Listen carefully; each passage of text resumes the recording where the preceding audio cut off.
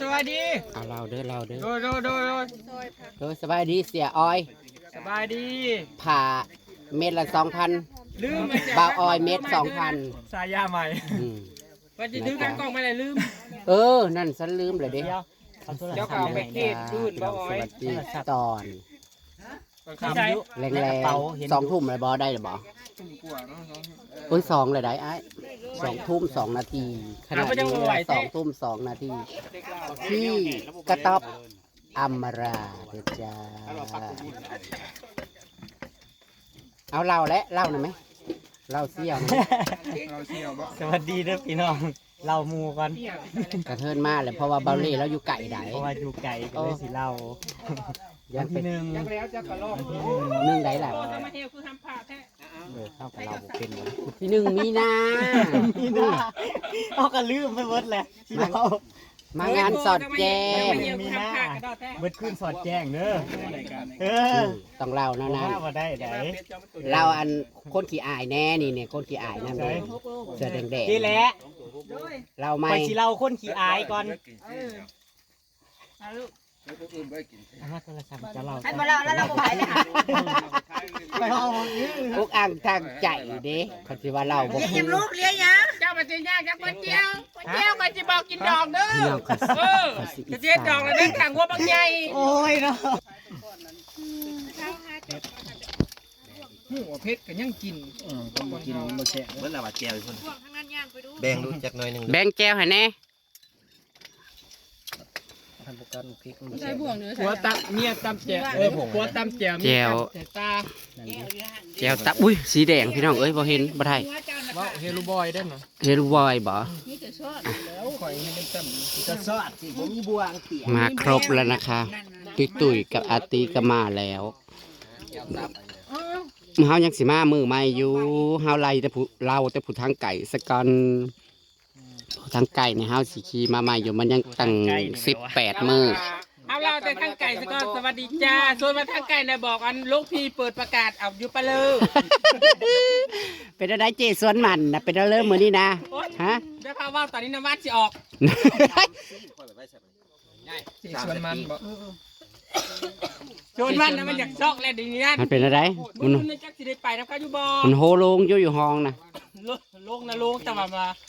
มันทำเยิงมันเป็นอะไรมันอันนั้นตุ้มแย่ตุ้มแย่กินกันจะเลี้ยงตายมันคือบ่เอาฮุกเสื้อฮีมึงนะเฮ้ยเป็ดตายแล้วจะมาครบมือก่อนจะเลือดออกเป็ดกับมีแขวบาทนี่นี่เป็นสายพันธุ์ใหม่จ้าผู้กินแต่เว้นผัดบดจังที่จังไรบอกกาดเป็นหมูบวนกันมีแต่เป็ดแหวจะมาบ่าวเสือจะไม่ได้เอาแขวมันออกบ่เป็ดนั่นฮะป้าออกแน่กูสิบท่านเขาควงกันมาลืมเอาแขวออกมาทีหลังก็ดังกว่าค่ะหัวเราะทีหลังดังกว่าจ้าไม่แก่ที่มาแต่ดอนในแต่4 โมงเพื่อฮอดเฮ้ยจะ6 โมงหยอด7 โมงได้ยังมากินอยู่ดอนได้มันจากลำเฮือลำเดียนนั่นแล้วกันเพื่อวัด2 ลำนะยันเอามาบ่ได้กระไรรีบมันหัวขึ้นกระพังได้อย่าขึ้นไปไม่ไพ่นี่อย่าว่าได้มันอยู่ในคลองน่ะกระโหสำคุยนี่ลงกว่าข่อยอยู่นะเฮ้ยลงก็ข่อยอยู่โอ้ไข่แดงตกใจเห็นบอกคืออันในอันนั้นมันว่าบ้านเบาน้ำบ่น้ำคนบ้านเจ้าบ่อันลงอันนั้นว่าโอ้ยพี่น้องเว้าคือสำเนียงกับเจ้านี่แหละมันปีนี้ก็ได้มีแต่โหสำคุยให้ชี้ชักว่าชักคู่อ่ะหัวมันตัวน้อยพี่น้องเอ้ยน้องพ่อมันปีนี้ก็ซ้ำพกคุยกันได้10,000 ปลายนางกับปีนี้นางก็ได้10,000 ปลายเห็นเล่นๆได้เฮ้ยลงทุนนั่นปุ๋ย2 กิโลก็ได้อยู่10,000 ปลายลงทุนปุ๋ย2 กิโลขนาดเละจังวะอุ้ยซ้ำนั่นนะกาไข่แล้วไข่อีกอยู่หันเชิญน้ำกันอยู่1 เรือ 4 1 เรือ 3 1กูยังเหลือ5พุ่น1 เรือ 3 รอบพร้อมไปแล้วบ่ชวนหมู่เฮ้ยเขาอย่างงามแต่อุปเทศเห็นแต่หมู่อีสานนั่นพุ่นเฮ้ย บ่ได้ว่าสิอิสาเบ้อ แวกค่ะแวกมือเศร้านี่เสียบขาคุณ อ่ะแสดงว่ามึงฮิโลนติ อาบัวจี้บ้านี่นะอาบัวจี้เดี๋ยวบัวจี้มา โอ้ยอีฮิโลน แสดงว่าฮีออกวัดที่นี่ ชุมันฮิโลนเอามันไปสุเลกเขาว่าผู้หญิงฮิโลนเอาไปสุเลก สวัสดีนะฮะ หน้าซ้อหน้าใสเนาะ FC ฝากยิกแน่ บริสุทธิ์สะเทือน ยิกนุ่มแล้วนะ เสกก็เด้ออย่าเฝ้า บริมึนอย่างเดียวเนี่ย คือจะอุบบ่เป็นหมอนบ่เป็นหมอนบ่ เสกเสกช่วงล่างแน่น้อยหนึง จะออกจากเรื่องเฮ้ยไว้ข้อหอยเนี่ยน้องลมหนา อย่าว่านอกเรื่องครัวหอยเน่านั่นอย่าไปครัวมัน สิย่างหรือบ่แต่ว่าตอนนี้นะน้ำบกเลยได้ ถามน้ำกับเอื้อนะเขาเอาจนขั้นแรกอันขั้นไฟเขาจนจะขาดที่ไปเอาครัวหอย มีอยู่ทั้ง ไปขออยู่น้องกูพุ่นกูครัวเบิ่งกะลิโอมือบ้านนี่นั่นในไต่คอนน่ะกูเอา2 หน่วยน่ะกับพ่อแกงหน่วยสำหัวนี่หอยขัวสิเอาหอยใหญ่สำใดสำรวจเบิ่งก็เด้อมีหม่องใดเสียหายบ่เบิ่งก็เด้อ จ พี่ บ น้อ แย่มาก ง ไปใส่เฮ้ย อย่าว่าเขาอิสาอีกเด้อเขาบ่ได้อิสาได้ โอ้ยอุกอ่านทางใจได้ทั่วแย่คุยพระนี่ บ่แม่นนั่นแคมเจือนล่ะบ่ เด็ก มือละ10สูงสุดมือ30กับบริเกือนในน่ะ 30 นาที 30 นาที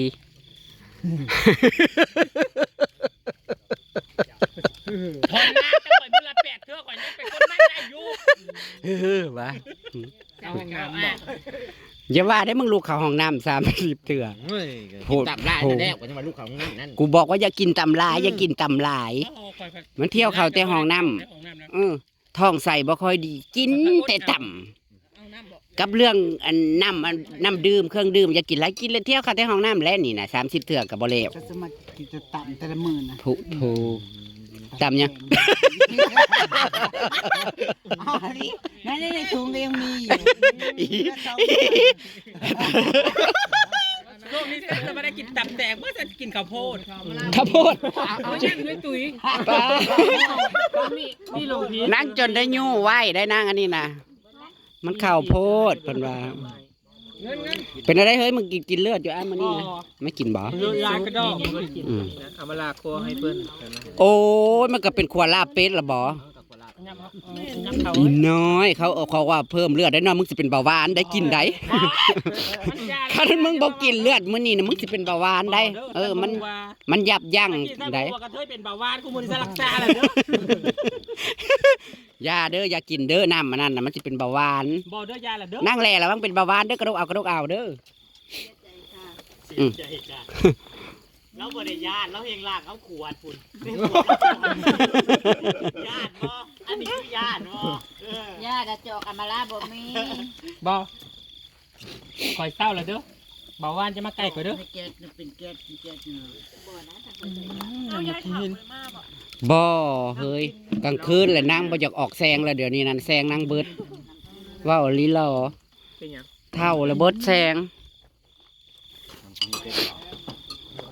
ทีนี้น้อยมึงปูมาน้ำล้างนะ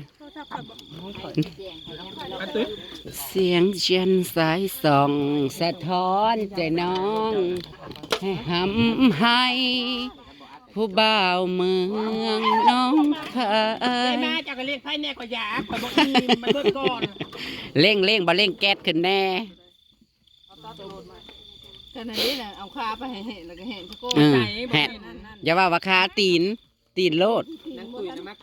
ตีนว่าทันสุกนั่งมากได้ตีนเป็ดนะ แม่ลูก เจ้าอย่าว่าสุภาพไม่ใช่มาเจ้าว่าตีนกับตีนโลด นั่งมากแหนตีนคือหยังนี่ ตีนก็ว่าตีนจะว่าขาเถอะ เฮ้ยหอยจังมาแห้งแท้หอยแห้งปานนี้โอ้ย อ้าวเขาบอกเอาน้ำพรมเนาะ มันลมพัด หอยบอแดนรอลืนจักถือ จะลมมันก็เห็น เออ นี่ อ้า มัน ว ตัว คิดว่าตัวเองสิมานี่แล้วเห็นเขาไก่อย่างงี้เงามาปัดพึ่งไว้ไปแล้วพักกันย่างไก่ เอ้ยหอย มาก็สิแววมากของเขา หอยยังบ่หมานแท้บอก พึ่งใช้ลมไปอยู่กะผัดหอยเน่า ภูมิน้ำนี่เด้นี่นะคนเห็นน้ำเท่านี้เลย ปะถึกหอยเน่าซะเนาะ ถึงหอยแห้งลมเป่า โอ้ยเค้กน่ะเครื่องประดับสิตัดเนาะ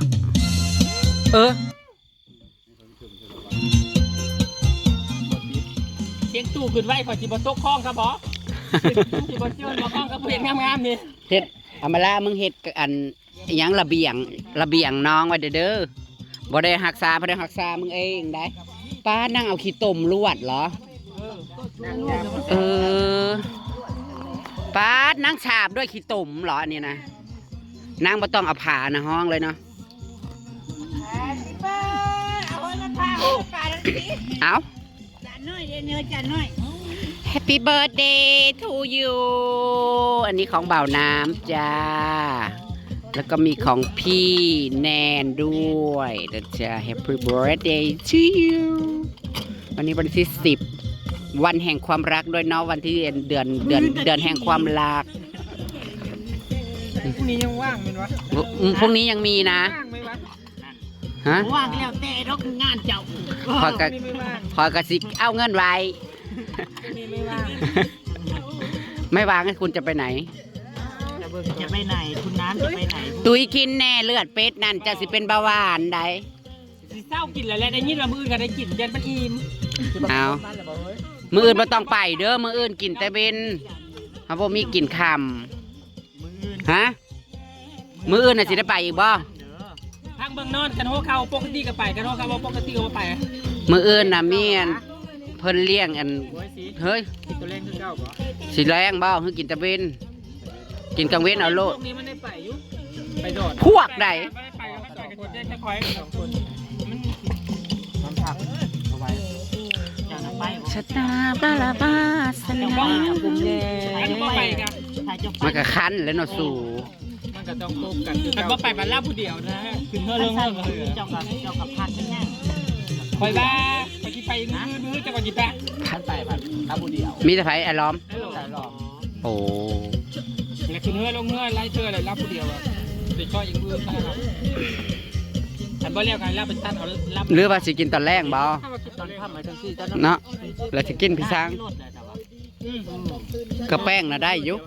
มีบ่คัน ไม่ เบิ่ง ทันมีเวลาไปใจมันเลยก้มใจมันแล้วก็เศร้า หากน้ำลดอยู่น้ำลดอยู่บ่ รถลายน้ำนะจังหวะมันไก่บนย่อนั่น อ๋อตุ้ยตัดนะแม่เค้กนะอย่า มันแปลนหาดไปแล้วน้ำมันไปแล้วเยอะแล้วไปไม่ได้แล้ว นี่ไปแล้วเดียว มื้ออื่นมีกินต่ออีกได้นี่พี่น้องเอ้ยมีพี่ FC เพิ่นที่จริงกับมันมื้อนี้มันชนกันที่แรกก็ได้ว่าสิกินมื้อนี้แหละแต่ว่ามันชนกันทั้ง PFC ทั้งนี้เพิ่นก็เลี้ยงเบาน้ำน้ำนอกเนาะก็ขอบคุณหลายๆมื้ออื่นกันสิกินเป็นมื้ออื่นอีกแล้วกันเด้อจ้าจะได้ก็ขอบคุณ FC ที่เลี้ยงทีมงานนะคะวันเนื่องในวันเกิดเบาน้ำนั่นเองพี่น้องจ้ามันเกิดวันที่10 กุมภาวันแห่งความรักนะคะ เดือนแห่งความรักนะไม่ใช่วันแห่งความรักอีก4 วัน จะไปเนี่ย ตุ้ยจ้าอีก4 มื้อเจ้าก็สิบ่ได้ของขวัญบ่ ฮะ อีก4 วัน ที่บ้านทำไม 4 วันเธอจะไม่ได้ของขวัญวาเลนไทน์ 4 กุมภาเนาะ เอาเธอจะไปเสียตัวที่ แต่อกตีร้อยกูดี เธอจะไปเสียตัวที่ไหน เป็นยังนะคะภาษามันก็แบบภาษามันทำไม เอาเนาะโอ้ยอีเถ่าโอ้ยอีห้าเถ่ามึงเอ้ย เป็นจังซี่ โอ้ยอีห้าเถ่ามึงเอ้ย ได้กระตูต้องทำใจเพราะว่าฮีอยู่ปดบ่ปอยถ้าเพิ่งไปเลยเจอโหลดเพิ่งถามเบิ่ง เอาก็ไปหาเอาดอกไม้ ยังได้กันจ้าก็ต้องทำใจจ้าเราเป็นผู้หญิงฮีตดได้จ้า ใหญ่แล้วมีเถา แล้วก็ย่ำคำว่าเต่าจะบอก มันจะตายเนี่ย ก็ย่ำได้บอกคำนี้น่ะนั่นแหละคือเป็นผู้หญิงกับฮีอยู่บ่ปอย เจ้าตัดน่ะตัดเค้กน่ะตัดปืดๆอะไรเนาะ ตัดได้ไรสะเฮ้ย ตัดนุ่มนวลดู ตัดนวลๆได้ คอยเฮ็ดคือผู้หญิงตัดผู้หญิง ใครเจ้าของมันเกิด โอ้ย เฮ็ดคือผู้หญิงตัดน่ะนะ ก็จะมดชุดผู้หญิงคนนี้เลยนะ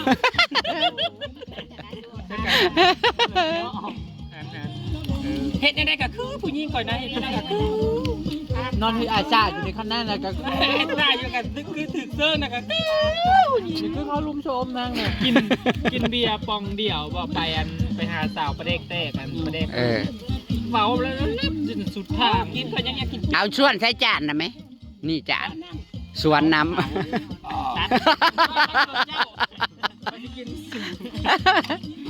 จะมาขออิ่มแล้วจะปี้เขาที่มาขอเริ่มได้ขอลง ำค่อยเอื้อมซิบเถื่อบ่ได้เขาจังสิอิ่มบ่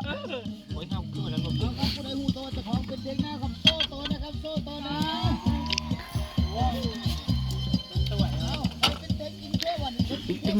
อุ้ยน้ำล้นบ่ แล้ว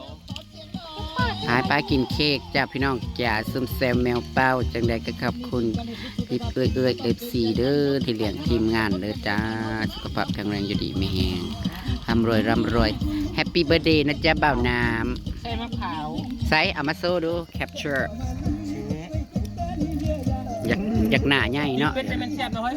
อยากพี่ได้เมื่อบ้าน2-3 มื้อนะกะ โอ้ยจ้อยล่ะ นางตุ้ยนั้นมาขึ้นบ่ นั่งบอกกินกลางหางลุง อ๋อ เราเพิ่งพากันลูกกินอันนี้เพราะว่าเขาก็พากันลูกกิน